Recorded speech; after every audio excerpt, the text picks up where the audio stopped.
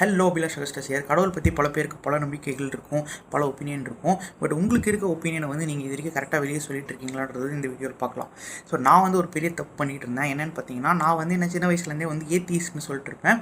ஏத்தீஸ்ட்னு வார்க்கத்தை வந்து ரொம்ப ப்ராப்ளம் ஆக்கிட்டாங்க. அதாவது கடவுள் நம்பிக்கை, கடவுள் இல்லைன்னு சொல்கிறவங்க வந்து ஏத்திஸ்ட்னு சொல்லிட்டாங்க. பட் இது இல்லாமல் வேறு ஒரு கேட்டகிரி, பல கேட்டகிரிஸ் இருக்குது. அதில் நான் வேறு ஒரு கேட்டகிரி, நான் என்ன கேட்டகிரி, ஏன் இந்த வார்த்தைக்கு இந்த மீனிங் வந்துச்சு அப்படின்றத நான் ஃபஸ்ட் சொல்கிறேன்.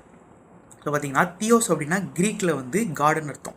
ஈஸ்ட்னா ஒரு வேலையை பண்ணுறவர் ஆர் பிலீவர்னு அர்த்தம். ஸோ நிறைய வார்த்தைகள் வந்து க்ரீக்கில் தான் இங்கிலீஷில் வந்திருக்கும். ஸோ தீயிஸ்ட் அப்படின்னு சொல்லும் போது வந்து கடவுளை நம்பி ப்ராக்டிஸ் பண்ணுறேன், கடவுள் இருக்குது நான் நம்புறேன்னு சொல்கிறவங்க தான் தீயிஸ்ட். அப்போ இந்த வார்த்தையிலேருந்து ஏத்தீஸ்ட் வருது. ஏன்னா இல்லை. ஸோ ஏத்தீஸ்ட்னப்போ கடவுள் இல்லை நான் நம்பலைன்னு சொல்கிறவங்க வந்து ஏத்தீஸ்ட். பட் நான் அப்படி சொல்கிறேன்னான்னு கேட்டிங்கன்னா இல்லை. நான் என்ன சொல்கிறேன்னா, எனக்கு கடவுள் இருக்காரா இல்லையான்றதை பற்றி கவலையே இல்லைன்னு சொல்கிறேன். அப்போ எனக்கு என்ன வார்த்தைன்னா அப்பாத்தீஸ்ட். ஸோ எம்பத்தின்னு ஒரு வார்த்தை தெரியும். எம்பத்தினா ஃபீலிங்ஸ் இருக்குதுன்னு அர்த்தம். ஸோ அப்பாத்தீஸ்ட் அப்படின்றப்போ எனக்கு கடவுளை பற்றி எந்த ஃபீலிங்குமே இல்லை அப்படின்னு சொல்கிறது. ஸோ நீங்கள் இப்போ உங்களுக்கு ஏதாவது மணி அடிக்குதான்னு பாருங்கள், நீங்கள் இந்த கேட்டகிரியில் வருவீங்களான்ட்டு.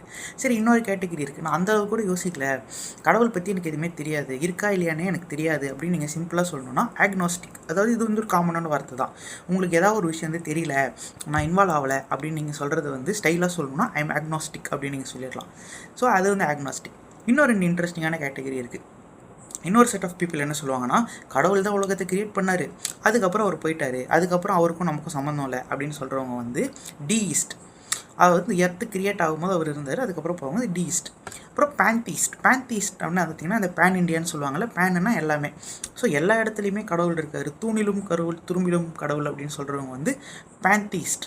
ஸோ இப்போ நீங்கள் எந்த கேட்டகிரின்னு சொல்லுங்கள். ஏத்திஸ்ட்னா கடவுளை நம்புறவங்க, தீயிஸ்ட்னா கடவுளை நம்புறவங்க, ஏத்திஸ்ட்னா கடவுளை நம்பாதவங்க, அப்பாத்தீஸ்ட்னா கடவுளை பற்றி கவலைப்படலைன்னு சொல்கிறவங்க, ஆக்னாஸ்டிக்னா எனக்கு தெரியாதுன்னு சொல்கிறவங்க, பேன்தீஸ்ட்னா கடவுள் தான் எல்லாமே சொல்கிறவங்க, டீயிஸ்ட்னா கடவுள் இருந்தார் ஆனால் இப்போ இல்லைன்னு சொல்கிறவங்க.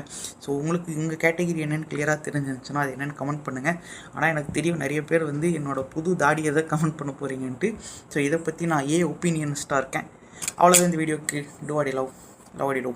Take care. டாடா, பாய் பாய்.